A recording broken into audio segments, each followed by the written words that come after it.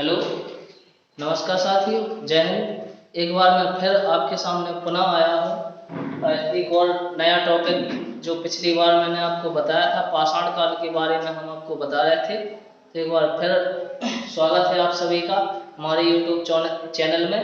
और पाषाण काल के बारे में जो हमने आपको कल बताया था, तो पाषाण काल के बारे में बेसिक जानकारी के बारे में हमने आप लोगों को कल बताया था कि पाषाण काल का प्रारंभ कैसे हुआ, कहाँ से इसकी शुरुआत हुई, किसके द्वारा इसकी खोज की गई, क्या इसमें औजार किए गए, और जो पाषाण काल में मानव के रहन सहन की कोई कंडीशन या स्थिति थी, उसको मानव के कैसे निवास स्थान, शुरुआती अवस्था में मानव कैसे निवास स्थानों में रहा और क्या उसकी संस्कृति रही, ये मैंने आपको कल बताया था। उसी प्रकार मध्य पाषाण काल में मानव किस तरह से विकास करता है, इसके बारे में आपको बताया था। और नव पाषाण काल के बारे में आपको जो भी बेसिक जानकारी है, मैंने बेसिक कॉन्सेप्ट आपको क्लियर कराए थे। अब बेसिक कॉन्सेप्ट, क्योंकि ये अपने आप में एक बड़ा थोड़ा टॉपिक है, दूसरा डिफिकल्ट है। डिफिकल्ट इसलिए है क्योंकि पाषाण काल में पहले कल हमने जो आपको बताया कि 0.1% यहाँ हमें लिखित साक्ष्य देखने को मिलते हैं, और बाकी जो भी हमें साक्ष्य मिलते हैं वो पत्थर के जो टूल्स या औजार बनाए गए हैं, तो पत्थर के टूल्स या औजार देखने को हमें मिलते हैं। इसके अलावा हमें जो भी विकास क्रम देखने को मिलता है, केवल यहाँ मध्य पाषाण काल को छोड़ दिया जाए तो मध्य पाषाण काल में केवल जो आपका कुत्ते को पालतू पशु बनाया गया और यहाँ मानव आग का प्रयोग करना सीख गया था। इसके पहले हमने यहाँ पढ़ा था कि मानव कैसा था, जो आपका पुरापाषाण काल में था। तो पुरापाषाण काल में जो मानव था, मानव अखेटक और खाद्य संग्रह। कहने का मतलब हमारा ये है कि मानव एक घुमक्कड़ प्रजाति का था, एक जगह से दूसरी जगह घूमता रहता था शिकार की खोज में। जो भी जंगली जानवर दिखाई दिए या देते थे, उनको मार के सिर्फ मानव उनको खा जाता था।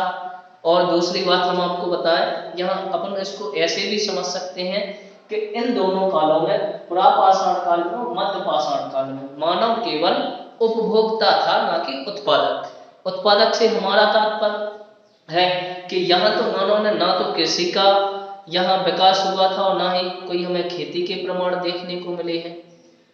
तो दोनों काल, इसको हमने संक्रमण का काल भी बताया था। तो उसी के बारे में मैंने आपको कल बताया था कि मेरा जो अगला वीडियो आएगा, नेक्स्ट वीडियो पार्ट सेकंड आएगा, तो उसमें जो भी इन तीनों कालों से पुरातात्विक साक्ष्य प्राप्त हुए हैं, उन साक्ष्यों के बारे में और किस स्थलों से, किन किन स्थलों से प्राप्त हुए हैं, कौन सी जगह से प्राप्त हुए हैं, तो उसके बारे में हम आज यहाँ विस्तार से चर्चा करेंगे।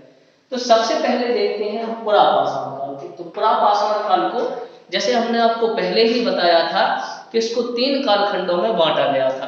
अब वे आपके 3 कालखंड कौन कौन से हैं, तो पहले तो आप इसको देख सकते हैं कि जो इसको हमने 3 भागों में बांटा गया। तो एक तो आपका जिसके द्वारा बांटा गया, तो जो विद्वान है, विद्वान के बारे में आप देखें, रॉबर्ट ब्रुसफूट के द्वारा 1863 ईस्वी में सबसे पहले उसको डिवाइड किया गया और बांटा गया। और हम देखते हैं कि मानव के द्वारा जो यहाँ हमें औजार देखने को मिले हैं, या जो सबसे प्राचीनतम पुरापाषाण काल के जो हमें साक्ष्य देखने को मिला है, वो हैंड एक्स देखने को मिला है। तो वो भी रॉबर्ट ब्रुसफूट के द्वारा खोजा गया था। हैंड एक्स बोले तो कुल्हाड़ी, मानव के द्वारा सबसे पहली जो यूज होने वाला कोई हथियार है, सबसे पहले यूज होने वाला हथियार, तो वो कुल्हाड़ी, जिसे हैंड एक्स भी कहा जाता है। उसके बाद हम यहाँ देखते हैं कि इसका जो कालक्रम है, इसे 3 कालखंडों में बांटा जाता है। विशेष रूप से जो आपके क्वेश्चन बनते हैं, विशेष रूप से क्वेश्चन या तो आपके नवपाषाण काल से बनते हैं, या फिर यहाँ आपके पुरापाषाण काल से क्वेश्चन बनते हैं। तो इस कालखंड को 3 कालखंडों में बांटा गया है, एक पूर्व पुरापाषाण काल, एक मध्य पुरापाषाण काल और एक आपका उच्च पुरापाषाण काल। अब उच्च पुरापाषाण काल में यहाँ हम देखते हैं तो हमें कोई खास विकास देखने को नहीं मिलते हैं, क्योंकि यहाँ हम आपको पहले ही बता चुके हैं कि जो मानव था, मानव कैसा था, यहाँ अज्ञानी था। मानव को किसी भी प्रकार की उसके अंदर सोचने समझने की कोई शक्ति नहीं थी। बस मानव का केवल ध्यान केंद्रित था, केवल जो वस्तु में उसे मिली जंगली जानवरों का शिकार करके खाना और जो फल फूल प्राप्त हुए वो खाना। तो इसको हम देखते हैं कि अगर इसकी शुरुआत हम देखते हैं, तो शुरुआत की अगर हम इसकी बात करें तो भारत में पुरापाषाण कालीन जो सभ्यता है, तो पुरापाषाण कालीन सभ्यता का जो विकास होता है वो पैलेस्टोमन एज से होता है। पैलेस्टोमन एज का मतलब होता है कि जहां बर्फ से जो आपका स्थलीय भाग है, स्थलीय भाग बर्फ से ढका हुआ था, तो उस काल से ये इसका विकास प्रारंभ होता था। अब पुरापाषाण काल को हम मानते हैं कि मानव जब से पृथ्वी पर कदम रखता है या मानव की जब से उत्पत्ति होती है, तो आरंभ से हम देखते हैं कहीं कहीं आपको 50 लाख और कहीं कहीं 50 लाख से भी 50 लाख कहीं कहीं देखने को मिलता है बुक में, कहीं कहीं एक लाख या 1 अरब वर्ष पूर्व हमें यहाँ मानव के उत्पत्ति के साक्ष्य मिलते हैं। सबसे पहले जो मानव आया पृथ्वी पर तो वो आपको अफ्रीका महाद्वीप में देखने को मिलते हैं कि सबसे पहले मानव का जन्म हुआ तो वो अफ्रीका महाद्वीप में हुआ। इसीलिए अफ्रीका महाद्वीप को मानव का पालना कहा जाता है कि मानव का जन्म सबसे पहले हुआ था अफ्रीका महाद्वीप में। दूसरा क्वेश्चन आपका बनता है कि मानव सभ्यता का पालना, तो इसको भी हम कल के वीडियो में बता चुके हैं। मानव सभ्यता का पालना जो कहा जाता है वो कहा जाता है आपको एशिया महाद्वीप को, क्योंकि जो सभ्य मानव हुआ वो आपके एशिया महाद्वीप में हुए। और दूसरा हमने यहाँ आपको बताया था कल कि सबसे पहले जो आग की खोज हुई थी या जो आग का आविष्कार हुआ था वो चाइना में हुई थी। चीन की एक गुफा में आग की खोज हुई थी, लेकिन यहाँ मानव अज्ञानी था तो उसे आग का प्रयोग करना नहीं आता था। अब यहाँ हम संस्कृति की बात करते हैं कि जो आपका पुरापाषाण काल है कि पुरापाषाण काल में कौन सी संस्कृति विकसित हुई और इसे क्या हम संस्कृति का नाम दें। तो यहाँ आप देख सकते हैं कि सबसे पहले जो आपकी यहाँ संस्कृति है वो पेवल संस्कृति। अब पेवल संस्कृति में जो औजार यूज किए गए मानव के द्वारा, तो मानव के द्वारा दो प्रकार के औजार हमें यहाँ देखने को मिलते हैं। सबसे पहले हम यहाँ देखते हैं, जैसे यहाँ लिखा हमने चॉपर चॉपिंग। अब चॉपर चॉपिंग ये वर्ड क्या है, इसका मतलब क्या होता है।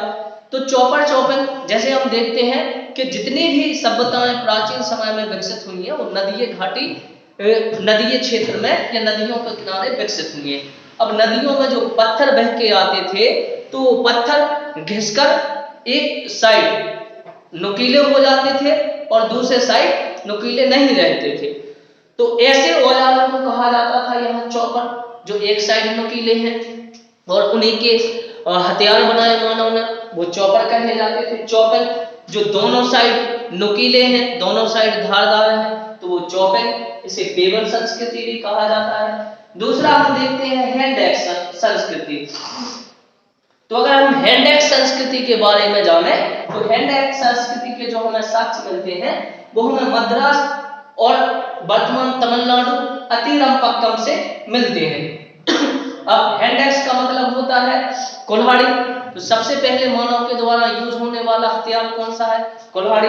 तो इसीलिए इसे हैंड एक्स संस्कृति का नाम दिया गया है। अब हम आगे यहाँ देखते हैं कि जो हमें यहाँ प्रमाणित, ना तो यहाँ हमें स्थायी निवास स्थान मिले हैं, ना ही हमें कृषि के साक्ष्य मिले हैं, केवल यहाँ हमें मिले हैं जो मानव के द्वारा टूल्स या औजार बनाए गए थे, केवल हमें वही साक्ष्य देखने को यहाँ मिले हैं। तो सबसे पहले आपका एक तो यूपी मिर्जापुर और दूसरा भी यूपी मिर्जापुर। तो यहाँ बेलन घाटी से हमें जो आपका पुरापाषाण काल है, पुरापाषाण काल के साक्ष्य देखने को हमें मिलते हैं। दूसरा मिर्जापुर बिहार बेलन घाटी से ही यहाँ हमें मातृ देवी की प्रतिमा और पशुओं के अवशेष मिलते हैं। अब दोस्तों मैं आपको बता दूं कि यहाँ पशुओं के अवशेष से अपन ये अनुमान तो नहीं लगा सकते हैं कि यहाँ पशुओं को पालतू बनाया गया था। पशुओं के अवशेष बोले तो मतलब जो पशु मानव के द्वारा शिकार करके मारे जाते थे, तो उनके जो अवशेष और साक्ष्य हमें देखने को मिले हैं, तो वो हमें कहां से मिले हैं, वह मिर्जापुर यूपी से मिले हैं, बेलन घाटी से। और मातृ देवी की हमें प्रतिमाएं मिली हैं। मातृ देवी की प्रतिमाएं मतलब यहाँ हम देख सकते हैं कि यहाँ मातृ देवी की पूजा की जाती थी।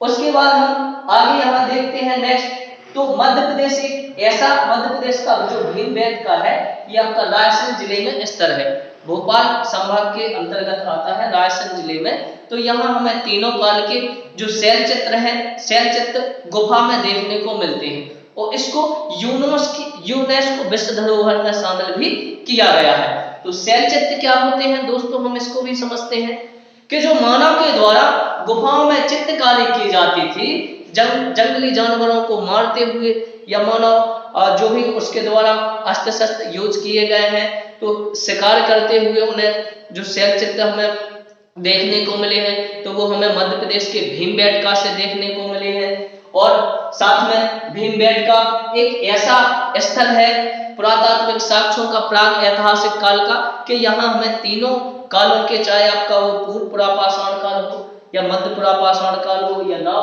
पाषाण काल हो, तो यहाँ हमें तीनों कालों के साक्ष्य देखने को मिलते हैं चित्र के रूप में। अब यहाँ हमें लिपि भी देखने को नहीं मिली है।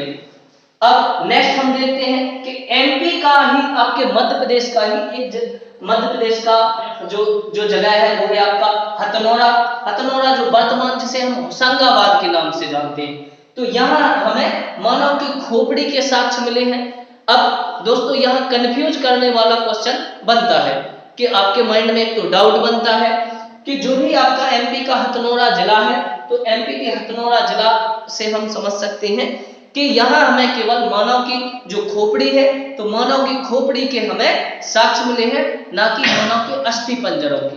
उसके बाद इसको हम समझ चुके हैं, तो यहाँ हमने क्या समझा है एक बार फिर से रिवाइज कर लेते हैं कि सबसे पहले जो पुरापाषाण काल है, पुरापाषाण काल की खोज किसके द्वारा की गई थी, तो यहाँ हम देख सकते हैं रॉबर्ट ब्रुसफूस के द्वारा 1863 में सबसे पहले हैंडेक्स खोजा गया।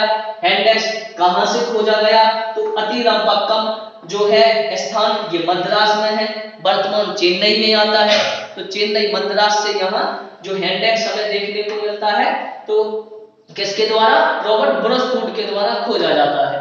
और जो आपका पुरापाषाण काल है, पुरापाषाण काल को 3 भागों में वर्गीकृत किया गया है या 3 भागों में बांटा गया है, तो वो भी रॉबर्ट ब्रुसफूस के द्वारा बांटा गया है, तो इसको ध्यान रखना है आपको।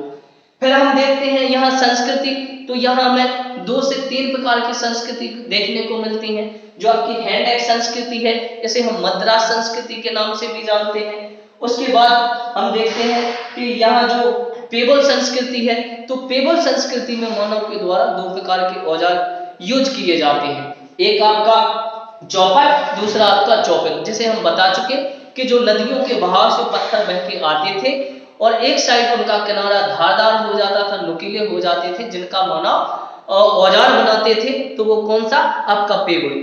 फिर आपका नेक्स्ट क्षमा चाहता हूं, यहाँ चौपट। फिर आता है आपका चौपक, तो वही पत्थर जो नदियों में बह के आते थे, दोनों साइड से नुकीले हो जाते थे और उनका हथियारों के रूप में जब यूज किया जाता था, तो उसे चौपक कहा जाता था। तो यहाँ इसको भी आपको ध्यान रखना है। फिर आपका यूपी के मिर्जापुर बेलन घाटी नदी से यहाँ हमें प्राचीनतम साक्ष्य देखने को मिलते हैं। दूसरा, मिर्जापुर बेलन घाटी से ही हमें पशुओं के साक्ष्य या अवशेष देखने को मिलते हैं। माता देवी की प्रतिमा देखने को मिलती है। एमपी के भीमबेटका रायसेन जिले में जो स्थित है, यहाँ हमें गुफाओं में शैल चित्र देखने को मिलते हैं। उसके बाद एमपी का हथनोरा, वर्तमान होशंगाबाद में हमें मानव की खोपड़ी के साक्ष्य देखने को मिलते हैं। अब तो इसको हम दोस्तों, जो भी आपके इंपोर्टेंट पॉइंट थे, तो पॉइंट टू पॉइंट हम इसको अच्छे से समझ चुके हैं और उम्मीद है कि आपको भी ये अच्छी तरह से वीडियो जो भी हमने समझाया समझ में आया होगा। अब देखते हैं हम मध्य पाषाण काल, कि मध्य पाषाण काल में मानव के द्वारा क्या क्या खोजें की गई, कैसे मानव का विकास क्रम या मानव का विकास यहाँ गतिशील हुआ या मानव के विकास में कैसे गतिशीलता आई। तो सबसे पहले हम देखें कि यहाँ हम देखते हैं कि प्रमुख स्थल और खोज। उसके पहले हम देख लेते हैं कि आखिर इसकी खोज किसके द्वारा की गई थी। तो दोस्तों यहाँ आप देखें कि यहाँ हम देख सकते हैं C.L. कार्लाइल। तो C.L. कार्लाइल एक विद्वान हुए, C.L. कार्लाइल एक विद्वान हुए जिनके द्वारा मध्य पाषाण काल की खोज की गई थी। या इनके द्वारा इसे मध्य पाषाण काल कहा गया था। आगे हम दोस्तों देखते हैं कि सबसे पहले कि भारत में प्राप्त मानव के अस्थि पंजर, सबसे पहले हमें जो आपका मध्य पाषाण काल युग है, तो मध्य पाषाण काल के युग से ही, मध्य पाषाण काल के टाइम से ही हमें मानव के अस्थि पंजर देखने को हमें यहाँ मिलते हैं। दूसरी बात हम यहाँ करते हैं कि सबसे बड़ा जो आपका यहाँ मध्य पाषाण काल में जो सबसे बड़ा हमें स्थल मिला है, जहां से हमें विस्तार या बहुत सारी मात्रा में, बहुत संख्या में हमें यहाँ साक्ष्य प्राप्त हुए हैं, तो वो आपका राजस्थान का बागौर नामक एक स्थान है जो भीलवाड़ा जिले में आता है। भीलवाड़ा से हमें यहाँ सबसे ज्यादा साक्ष्य देखने को मिलते हैं। उसके बाद हम देखते हैं कि आपका एमपी का आजमगढ़ और बागौर। एमपी के आजमगढ़ और बागौर दोस्तों मैं आपको पहले ही बता चुका हूं कि बागौर इसके पहले ही कि सबसे बड़े या सबसे जो विस्तृत स्थल हमें देखने को मिले हैं वो राजस्थान के बागौर से देखने को मिले हैं, जहां से हमें बड़ी संख्या में राजस्थान के बागौर से और एमपी के आजमगढ़ से यहाँ हमें पशुपालन के साक्ष्य देखने को मिलते हैं। अब मानव इसको मैंने आपको कल जो आपको बेसिक मैंने बताया था पाषाण काल, जब हम आपको कल पहले वीडियो में मैंने आपको बताया था कि सबसे पहले मानव के द्वारा कुत्ते को पालतू पशु बनाया गया था।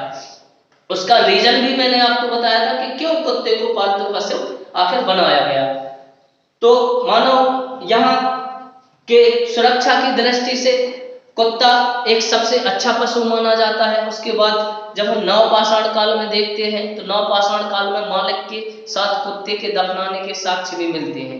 तो ऐसा माना जाता है कि जो कुत्ता है, कुत्ता मानव का प्रिय पशु, तो जो मानव की प्रिय वस्तु होती थी तो प्रिय वस्तु उसके अंतिम संस्कार में उसके साथ ही दफनाई जाती थी। और यहाँ नवपाषाण काल में हमें युगल समाधान भी देखने को मिलते हैं, जिसकी चर्चा हम आगे करेंगे।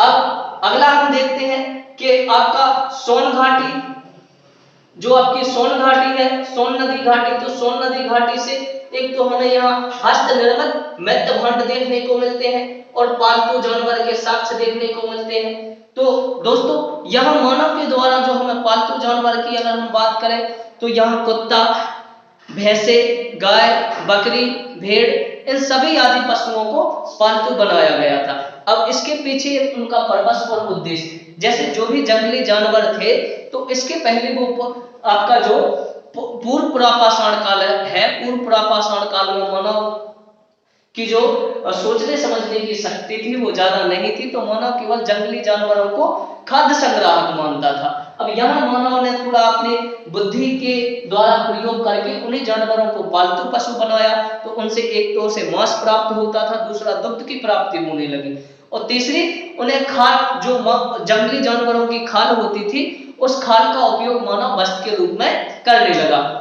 एक तो उससे जो आपका जो धूप है, धूप से बचने के लिए, दूसरा सर्दी से बचने के लिए यहाँ मानव ने जंगली जानवर की और जो पालतू पशु हैं उनकी खाल का और वृक्षों की छाल का यूज किया है। अब यहाँ एक वर्ड आता है आपका मृत भांड। तो मृत भांड से आप अनुमान लगा सकते हैं या समझ सकते हैं कि जो मानव के द्वारा मिट्टी से बनाए गए बर्तन, तो जो मिट्टी से निर्मित बर्तन, वो उन बर्तनों का मानव यहाँ यूज करने लगा था, तो उन्हें हम मृत भांड कहते हैं। आगे हम देखते हैं कि आपका चौपानी सराय नाहर, तो चौपानी सराय नाहर ये आपका यूपी में है। तो यहां से हमें क्या मिला है, तो विश्व में मिट्टी के बर्तन के प्राचीनतम साक्ष्य सबसे पहले हमें यहीं से मिले हैं। अब दोस्तों यहाँ आप देख सकते हैं कि नराय साहर राय एक ऐसा स्थल है जो भारत में ही नहीं बल्कि विश्व में सबसे पहला एक प्राचीनतम ऐसा स्थल है जहां से हमें सबसे पहले मृत भांड या मिट्टी के बर्तन देखने को मिलते हैं, या मिट्टी के बर्तन के साक्ष्य देखने को हमें मिलते हैं। फिर हम आगे देखते हैं कि यहाँ प्राचीनतम साक्ष्य। अब आगे जो मैंने आपको बताया है कि सबसे पहले मानव के द्वारा कौन से पशु को पालतू बनाया गया था, तो सबसे पहले कुत्ते को पालतू पशु बनाया गया था। अब यहाँ हम देखते हैं कि यहाँ जो हम आपको कल बता चुके थे कि यहाँ जो मानव के द्वारा हथियार यूज किए गए थे, उन हथियारों की साइज और आकार काफी बड़ी थी। फिर उसके बाद जो आपके मध्य पाषाण काल में आते हैं तो उनके की साइज छोटी हो जाती है, आकार छोटा हो जाता है, तो इसे माइक्रोलिथ कहा जाता है। उसके बाद नेक्स्ट बात करेंगे दोस्तों हम नवपाषाण काल की। तो सबसे पहले मैंने यहाँ जो दो आपको यहाँ पार्ट बांट के दिखाए हैं, तो इन पार्टों में मैंने सबसे पहले खोजकर्ता के बारे में आपको बताया है कि किन के द्वारा इन कालों की खोज की गई थी। तो यहाँ हम देखते हैं जो खोजकर्ता है तो डॉक्टर प्राइमरोज। तो डॉक्टर प्राइमरोज के अनुसार यदि माने तो 1842 में सबसे पहले नवपाषाण काल के जो साक्ष्य मिले हैं, तो नवपाषाण काल के साक्ष्य इनके द्वारा 1842 में खोजे गए थे। और कहां से खोजे गए थे? तो कर्नाटक का, आपका कर्नाटक का लिंग शुगर नामक एक स्थल है जहां से हमें ये साक्ष्य देखने को मिलते हैं। दूसरी बात करते हैं हम दोस्तों यहाँ आगे के सर्वप्रथम यहाँ अगर माना जाता है तो यहाँ ये दोनों में एक विवादास्पद स्थिति है। यहाँ हम देखते हैं तो एक और विद्वान होंगे जो दावा करते हैं कि सबसे पहले 1860 ईसा पूर्व इनके द्वारा जो प्रशस्त या पत्थर के औजार हैं वो टोंस नदी घाटी से प्राप्त किए जाते हैं। तो यहाँ हम दोस्तों बात करते हैं अब प्राचीनतम जो साक्ष्य या प्रमुख स्थल और जो साक्ष्य हमें प्राप्त हुए हैं कि कौन कौन से साक्ष्य कौन कौन से स्थलों से हमें प्राप्त हुए हैं। जैसे कि हम पिछले दो पार्टों में से समझ चुके हैं, अब आपका ये अंतिम और तीसरा पार्ट जो मैं आपको बताने जा रहा हूं। तो सबसे पहले हम देखते हैं यहाँ कि जो प्राचीनतम बस्ती, तो यहाँ हमें जो मानव नवपाषाण कालीन के मानव थे, तो एक तो यहाँ सबसे पहले विशेषता है कि इन्होंने स्थायी निवास स्थान प्रारंभ कर दिया था, एक जगह रहना प्रारंभ कर दिया था। तो हमें जो प्राचीनतम बस्तियां या जो हमें साक्ष्य देखने को मिलते हैं तो वो बलूचिस्तान मेहरगढ़ जो वर्तमान आपका पाकिस्तान में है, हमें पाकिस्तान से ही पाकिस्तान के बलूचिस्तान और मेहरगढ़ से हमें साक्ष्य देखने को मिलते हैं, प्राचीनतम मानव बस्ती के साक्ष्य। अब दूसरी चीज हमने आपको कल के वीडियो में बताया था कि यहाँ जो मानव है, मानव के द्वारा स्थायी निवास स्थान क्यों किया गया था, उसका भी एक रीजन है। सबसे पहले मैंने आपको बताया था कि जब मानव अज्ञानी था, मानव के अंदर सोचने समझने की शक्ति नहीं थी, उसे ये मालूम नहीं था कि कृषि भी की जाती है और कृषि के द्वारा बीज उगाए जाते हैं, उन्हीं बीजों को हम संग्रह करके अपने खाद्यान्न की पूर्ति करने के लिए रख सकते हैं। तो ऐसा माना गया है कि जिस प्रकार आग का आविष्कार हुआ है कि दो पत्थरों का आपस में टकराव हुआ, चिंगारी फैली और जंगल में घास फूस में जो आग लगी तो वो आग का आविष्कार हो गया, लेकिन प्रयोग करना मानव ने यहाँ मध्यकाल में प्रयोग करना सीखा था और कच्चे मांस को मानव भूंज के खाने लगा और जहां मानव रहता था तो उसी के चारों ओर वो आग को जला लेता था, क्योंकि उसे अनुमान हो गया था कि जो भी जंगली जानवर हैं, जंगली जानवर आग से डरते हैं। उसी प्रकार जब मानव ने यहाँ स्थायी निवास स्थान बनाया तो जैसे कृषि करना प्रारंभ किया, तो आप समझ सकते हैं कि कृषि की कोई भी फसल होती है तो कम से कम 4 साल और अधिक से अधिक 6 से 1 साल या 12 माह लगते हैं, तब पूरी फसल आपकी पक के तैयार होती है। तो इसीलिए कृषि के देखरेख के लिए स्थायी निवास स्थान भी मानव ने यहाँ प्रारंभ कर दिया था। उसके बाद हम देखते हैं नेक्स्ट कि सबसे कृषि का जब निवास स्थान हमें देखने को स्थायी निवास स्थान कृषि के साक्ष्य देखने को मिले हैं, तो यहाँ हम देखते हैं कि इलाहाबाद का फोल्डी हवा एक स्थल है जो वर्तमान यूपी में है। यहाँ से हमें चावल और धान के साक्ष्य देखने को मिले हैं। कौन कौन से साक्ष्य मिले हैं दोस्तों हमें देखने को? चावल और धान के साक्ष्य हमें देखने को मिले हैं। उसके बाद हम आगे बात करते हैं कि यहाँ आपका जो आगे का चिरांद है, तो चिरांद ये आपका एक बिहार का क्षेत्र है। तो यहाँ हमें हड्डियों के औजार देखने को मिले हैं। जो मानव है और पशु है, तो मानव और जो पशुओं की हड्डी है, तो उन्हीं पशुओं की हड्डियों का उपयोग करने लगा था किसके रूप में? हथियारों के रूप में। अब दोस्तों यहाँ मैंने जो आपको बताया है इसको, ये थोड़ा बड़ा टॉपिक है, इसको मैं आगे आपको और बताऊंगा थोड़ा विस्तार से। इसको आप चाहें तो पेन डाउन कर सकते हैं, स्क्रीनशॉट लेना चाहें तो स्क्रीनशॉट ले सकते हैं। इसके बाद में आपको थोड़े ही टाइम बाद आगे इसके जो नई खोजें हुई हैं या मानव ने और क्या विकास किए हैं उसके बारे में आपको बताऊंगा। तो यहाँ हम आगे देखते हैं दोस्तों कि यहाँ जो मेहरगढ़, तो सबसे पहले हमें इसको याद रखना है कि मेहरगढ़ से हमें गेहूं और जौ के साक्ष्य मिले हैं, जो हम पहले आपको बताया है हमने कि कृषि के साक्ष्य मिले हैं। तो यहाँ हमें याद रखना है कि कृषि के साक्ष्य कौन कौन सी फसलें मिली हैं, तो हमें गेहूं और जौ देखने को मिले हैं। इसके साथ हमें मटर और सरसों वगैरह भी यहाँ देखने को मिलते हैं। दूसरा हम देखते हैं कि इसी स्थान से हमें मिलती हैं कच्ची ईंटों के साक्ष्य, जो मानव के द्वारा मकान में प्रयोग की गई ईंटें थी।